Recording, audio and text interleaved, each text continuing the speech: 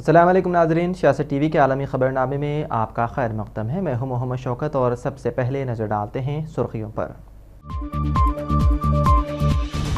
Hamas نے مجوزہ جنگ بندی منصوبے میں کئی تبدیلیوں کی دی تجویز، بلنکن کا بیان۔ حماس نے امریکی دعوے کی تردید۔ فلسطین مصائب میں گھرا ہوا ہے اور ہم اس کی مدد نہیں کر پا رہے، کیوبا کے صدر کا اظہار افسوس، کہا تاریخ ہمیں نہیں کرے گی معاف۔ عازمین حج کے قافلے پہنچ رہے ہیں مکہ مکرمہ، مناسک حج کا آغاز ہوگا جمعے سے، مزید عازمین کی آمد جاری۔ دنیا میں 2030 تک تیل کا بڑا سرپلس ہونے کا امکان، عالمی رپورٹ میں انکشاف، پیداوار میں اضافہ اور طلب میں کمی حیران کن۔ کویت کی رہائشی عمارت میں آگ لگنے سے مہلوکین کی تعداد تقریباً 50 ہو گئی، آتش زدگی کے اسباب کی تحقیقات کا حکم، ذمہ داروں کو انصاف کے کٹہرے میں لانے کا عزم۔ اور امریکی ریاست فلوریڈا میں شدید بارشوں کے بعد سیلابی صورتحال، ICC T20 ورلڈ کپ کے شیڈول میچز کو مشکلات کا سامنا۔ اور اب پیش ہے خبروں کی تفصیل۔ امریکی وزیر خارجہ اینٹونی بلنکن کا کہنا ہے کہ حماس نے مجوزہ جنگ بندی منصوبے میں کئی تبدیلیوں کی تجویز دی ہے، جبکہ حماس نے تبدیلیوں کی تجویز سے متعلق امریکی دعوے کی تردید کر دی ہے۔ پیش ہے یہ خاص رپورٹ۔ غزہ میں عسکریت پسند گروپ حماس نے امریکہ سے کہا ہے کہ وہ مستقل جنگ بندی کے لیے اسرائیل پر دباؤ ڈالے۔ حماس نے آج جاری بیان میں امریکی سیکریٹری خارجہ اینٹونی بلنکن کا حوالہ دیا اور کہا وہ حالیہ جنگ بندی کی تجاویز پر اسرائیل کی آمدگی کا مسلسل ذکر کر رہے ہیں، لیکن ہم نے ایک بھی اسرائیلی عہدیدار کو اس پر بات کرتے نہیں سنا۔ بیان میں حماس نے اینٹونی بلنکن پر زور دیا ہے کہ وہ اسرائیل پر براہ راست دباؤ بنائے۔ گزشتہ روز بدھ کو اینٹونی بلنکن نے کہا تھا غزہ میں جنگ بندی کے حوالے سے حماس نے متعدد تجاویز پیش کی ہیں، جن میں سے کچھ پر کام نہیں ہو سکتا، تاہم ثالثین کی کوشش ہے کہ فریقین کے درمیان اختلافات کم کیے جائیں۔ بلنکن نے قطر میں میڈیا کو بتایا کہ حماس نے مجوزہ منصوبے میں متعدد ترامیم تجاویز کی ہیں، جن میں سے کچھ پر کام ہو سکتا ہے اور کچھ پر نہیں۔ انہوں نے کہا میرے خیال میں اختلافات کو کم کیا جا سکتا ہے، لیکن اس کا مطلب یہ نہیں کہ انہیں اس لیے کم کرنا ہے کیونکہ حماس کو فیصلہ کرنا ہے۔ حماس کے اعلیٰ عہدیدار حسامہ حمدان نے تردید کی ہے کہ فلسطینی گروپ کی جانب سے نئی تجاویز پیش نہیں کی گئی۔ قطری ٹیلی ویژن چینل عرب العربی سے بات کرتے ہوئے اسامہ حمدان نے حماس کا موقف دہرایا اور کہا اسرائیل تجاویز کو مسترد کر رہا ہے اور امریکی انتظامیہ بھی اپنے قریبی اتحادی کا ساتھ دے رہی ہے۔ وائٹ ہاؤس کے قومی سلامتی کے مشیر جیک سلیوان نے کہا تھا حماس نے معمولی تبدیلیاں تجویز کی ہیں جن کے متعلق پہلے ہی گمان تھا، تاہم دیگر تجاویز صدر جو بائیڈن کی جانب سے پیش کردہ منصوبے سے بہت زیادہ مختلف ہیں۔ حماس کے سیاسی بیورو کے عہدیدار عزت الرشق نے کہا گروپ کا امریکی تجاویز پر جواب ذمہ دارانہ، سنجیدہ اور مثبت تھا اور اس سے معاہدے کے امکانات کا وسیع راستہ پیدا ہو گیا ہے۔ مصر کے سیکیورٹی ذرائع کے مطابق حماس نے جنگ بندی منصوبے پر امریکہ سے تحریری ضمانت کا مطالبہ کیا ہے۔ صدر جو بائیڈن کی جانب سے پیش کردہ منصوبہ 3 مرحلوں پر مشتمل ہے۔ دوحہ میں قطر کے وزیر اعظم کے ہمراہ پریس کانفرنس میں اینٹونی بلنکن نے کہا منصوبے پر حماس کی تجاویز میں ان شرائط کو تبدیل کرنے کا مطالبہ کیا گیا ہے جو پچھلے مذاکرات میں وہ قبول کر چکا ہے۔ بلنکن نے کہا حماس حامی بھرتے ہوئے ایک لفظ میں جواب دے سکتا تھا، لیکن اس کے بجائے تقریباً 2 ہفتوں کا انتظار کروایا ہے۔ امریکہ نے کہا اسرائیل جنگ بندی سے متعلق تجاویز کو تسلیم کر چکا، تاہم فی الحال اعلان نہیں کیا۔ اینٹونی بلنکن نے کہا آئندہ ہفتوں میں امریکہ جنگ کے بعد غزہ کی انتظامیہ اور تعمیر نو کے لیے اپنی منصوبہ پیش کرے گا۔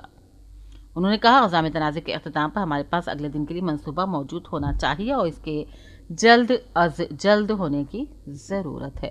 بیورو رپورٹ، سیاست ٹی وی۔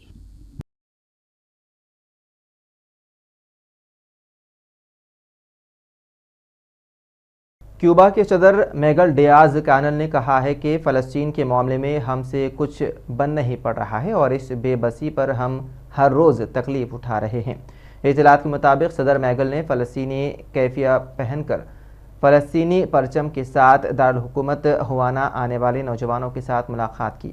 نوجوانوں سے خطاب میں انہوں نے غازہ پر 7 اکتوبر سے جاری اسرائیلی حملوں پر بات کی اور کہا کہ فلسطین عالم و مصائب میں گھرا ہوا ہے اور ہم اس کی مدد نہیں کر پا رہے ہیں۔ اپنی اس بے بسی پر ہمارا دل تڑپ رہا ہے۔ آج فلسطین دنیا کے شرف اور عزت و وقار کا دفاع کر رہا ہے۔ وہاں ہونے والے مظالم سے لا تعلق رہنے والوں کو تاریخ کبھی معاف نہیں کرے گی۔ عازمین حج کے قافلے سعودی عرب کے مقدس شہر مکہ مکرمہ پہنچ رہے ہیں۔ سعودی عہدیداروں کا کہنا ہے کہ 15 لاکھ سے زائد عازمین کی آمد ہو چکی ہے۔ دنیا بھر سے زیادہ تر عازمین ذریعے طیارے ارض مقدس پہنچے ہیں۔ مزید کی آمد متوقع ہے۔ لاکھوں سعودی اور سعودی عرب میں مقیم غیر ملکی بھی ان میں شامل ہو جائیں گے۔ مناسک حج کا آغاز جمعے سے ہوگا۔ سعودی عہدیداروں کا کہنا ہے کہ انہیں توقع ہے کہ جاریہ سال عازمین کی تعداد سال 2023 سے بڑھ جائے گی۔ الجزائر سے تعلق رکھنے والی 130 سالہ معمر خاتون حج کے لیے سعودی عرب پہنچ گئی ہے۔ سعودی حکام نے ایئرپورٹ پر استقبال کیا۔ کہتے ہیں حج پر وہی جاتا ہے جس کا بلاوا آتا ہے۔ ایسا ہی کچھ دیکھنے میں اس وقت آیا جب حج کی سعادت حاصل کرنے کے لیے الجزائر کی 116 خاتون نے سعودی سرزمین پر قدم رکھا، جہاں سعودی حکام نے ان کا استقبال کیا۔ جدہ ایئرپورٹ پر سعودی حکام 130 سالہ خاتون کی آمد پر بنفس نفیس موجود تھے۔ اس موقع پر سرحد سیدی نامی خاتون نے سعودی قیادت اور سعودی عوام کے لیے نیک خواہشات کا اظہار بھی کیا۔ بین الاقوامی توانائی ایجنسی یعنی IEA نے ایک سالہ رپورٹ میں کہا ہے کہ دنیا میں 2030 تک تیل کا بڑا سرپلس ہونے کا امکان ہے، کیونکہ پیداوار میں اضافہ ہو رہا ہے جبکہ صاف توانائی پر منتقلی کی وجہ سے طلب میں کمی ہو رہی ہے۔ توقع ہے کہ اس دہائی کے اختتام تک عالمی طلب 10.6 کروڑ یومیہ فی بیرل کی سطح تک ہو جائے گی، جبکہ سپلائی کی مجموعی صلاحیت 11.4 کروڑ یومیہ فی بیرل تک پہنچ سکتی ہے، جس کے نتیجے میں 80 لاکھ یومیہ فی بیرل کا حیران کن سرپلس ہوگا۔ کویتی وزارت داخلہ نے کہا ہے کہ رہائشی عمارت میں آگ لگنے سے مہلوکین کی تعداد تقریباً 50 ہو گئی ہے۔ امیر کویت نے ایک بیان میں آتش زدگی کے اسباب کی تحقیقات کا حکم دیا اور ذمہ داروں کو انصاف کے کٹہرے میں لانے کا عزم کیا۔ پیش ہے ایک خاص رپورٹ۔ کویتی وزارت داخلہ نے کہا ہے کہ المنقف علاقے میں واقع ایک رہائشی عمارت میں آگ لگنے والے کویتی وزارت داخلہ نے بتایا ہے کہ رہائشی عمارت میں آگ لگ جانے سے مرنے والوں کی تعداد 49 تک پہنچ گئی ہے اور کم از کم 43 زخمیوں کا ہسپتال میں علاج کیا جا رہا ہے۔ امیر کویت نے ایک بیان میں آتش زدگی کے اسباب کے تحقیقات کا حکم دیا ہے اور ذمہ داروں کو انصاف کے کٹہرے میں لانے کے عزم کا اظہار کیا۔ کویت کے نائب وزیر اعظم، وزیر دفاع، وزیر داخلہ نے بتایا عمارت کے مالک کو تحقیقات مکمل ہونے تک حراست میں لے لیا گیا ہے۔ ایک بیان میں بتایا گیا ہے کہ ہم ورکرز کی اوور کراؤڈنگ کے مسئلے کو حل کریں گے۔ آتش زدگی کے بڑے واقعے کے بعد میونسپلٹی کو آج سے وارننگ دیے بغیر خلاف ورزی کرنے والی عمارتیں منہدم کرنے کا حکم دے دیا گیا ہے۔ واضح رہے کہ 12 جون کو صبح سویرے ایک رہائشی عمارت کو آگ نے اپنی لپیٹ میں لے لیا تھا، جس میں زیادہ تر مزدور بسا کرتے تھے۔ اس آتش زدگی کے باعث آخری اطلاعات ملنے تک کم از کم 49 افراد ہلاک ہو گئے ہیں۔ مقامی میڈیا کے مطابق کویت سٹی سے جنوب کی جانب منگاب کے علاقے میں اس کئی منزلہ عمارت میں سینکڑے کارکن بستے تھے۔ یہ نہیں بتایا گیا ہے کہ ان کارکنوں کی قومیتیں کیا کیا تھیں۔ فائر بریگیڈ شعبے کے سربراہ نے بتایا ہے کہ آتش زدگی کے واقعے میں درجن ہلاکتیں ہو گئی ہیں۔ مرنے والوں کی تعداد 50 سے بھی زیادہ ہو سکتی ہے۔ خلیج فارس کی دیگر عرب ریاستوں کی طرح کویت میں بھی زیادہ تر محنت مزدوری کرنے والے غیر ملکی کارکنوں کی بڑی تعداد بستی ہے اور اپنی آبادی میں تارکین وطن کارکن مقامی کویتی آبادی سے زیادہ ہیں۔ جملہ تقریباً 4.2 ملین کی آبادی والا ملک کویت اپنے رقبے میں امریکی ریاست نیو جرسی سے بھی چھوٹا ہے، لیکن یہ خلیجی ملک اپنے ہاں خام کے تیل کے ذخائر کے حوالے سے دنیا بھر میں 6 نمبر پر ہے۔ بیورو رپورٹ، سیاست ٹی وی۔ جنوبی افریقہ میں منکی پاکس سے پہلی بار اموات سامنے آ گئی ہے۔ جنوبی افریقہ کے وزیر صحت نے منکی پاکس سے پہلی 2 اموات رپورٹ ہونے کی تصدیق کی ہے۔ وزیر صحت نے بتایا ہے کہ یومیہ اموات 24 گھنٹوں سے بھی کم وقت میں رپورٹ ہوئی ہے، جبکہ ملک میں مئی سے اب تک منکی پاکس کے 5 کیسز سامنے آ چکے ہیں۔ وزیر صحت نے یہ خیال ظاہر کیا ہے کہ یہ وائرس مقامی سطح پر پھیل رہا ہے، جس کی وجہ سے لوگ اس بیماری میں مبتلا ہو رہے ہیں۔ واضح ہے کہ منکی پاکس کی ابتدائی علامت میں بخار، سر درد، سوجن، کمر اور پٹھوں میں درد شامل ہیں، جبکہ منکی پاکس قریبی رابطے کے ذریعے ایک انسان سے دوسرے میں منتقل ہو سکتا ہے۔ امریکی ریاست فلوریڈا میں شدید بارشوں کے بعد سیلابی صورتحال ہے، جس کی وجہ سے ICC T20 ورلڈ کپ کے شیڈول میچز کو مشکلات کا سامنا کرنا پڑ سکتا ہے۔ فلوریڈا میں طوفان کے سبب پاکستان کا مشن ورلڈ کپ خطرے میں پڑ گیا ہے۔ کل بروز جمعہ 14 جون کو امریکہ اور آئر لینڈ کا اہم مقابلہ فلوریڈا میں ہونا ہے، جو کہ بارش سے متاثر ہونے کا خدشہ ہے۔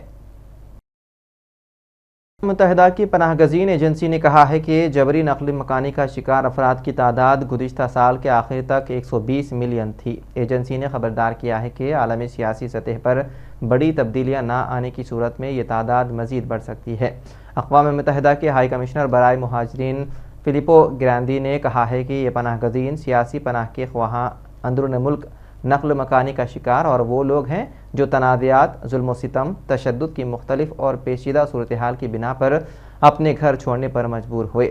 جبری نقل مکانی کے عالمی رجحانات پر اپنی رپورٹ میں ایجنسی نے کہا ہے کہ گزشتہ 12 سالوں میں جبری نقل مکانی کا شکار افراد کی تعداد میں سالانہ بنیاد پر اضافہ ہوتا رہا ہے۔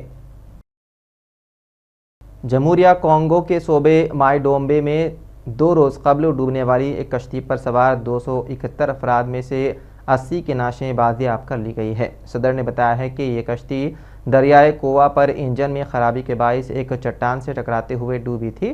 بتایا گیا ہے کہ اس کشتی پر سوار 271 افراد میں سے 100 کو بچا لیا گیا، جبکہ 86 افراد کی تلاش جاری ہے۔ اس علاقے میں موسمی حالات کے پیش نظر شدید بارشوں کے باعث اس قسم کے حادثات رونما ہوتے رہتے ہیں۔ دیگر جانب بحری جہازوں اور کشتیوں کا ناقص معیار بھی ان حادثات کے اسباب سے ایک ہوتا ہے۔ ملک میں سڑکوں کی کمی بیائی کے باعث نقل و حمل کا ذریعہ دریاؤں اور جھیلوں کے ذریعے استعمال میں لایا جاتا ہے۔ اور آخر میں سرخیوں پر ایک اور نظر۔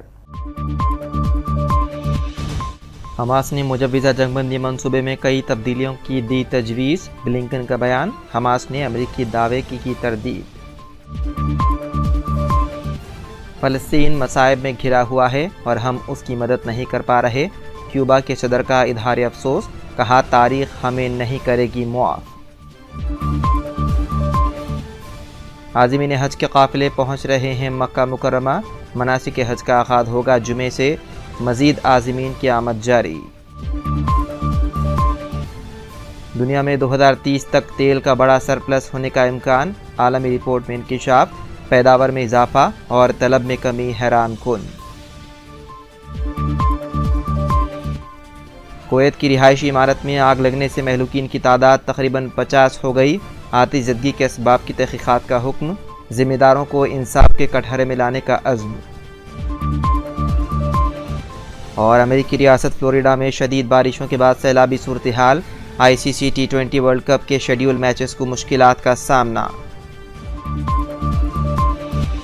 تو ناظرین، سیاست ٹی وی کے عالمی خبرنامے میں بس اتنا ہی۔ مزید اپڈیٹس کے لیے آپ بنے رہیے سیاست ٹی وی کے ساتھ۔ فی الحال مجھے دیں اجازت، خدا حافظ۔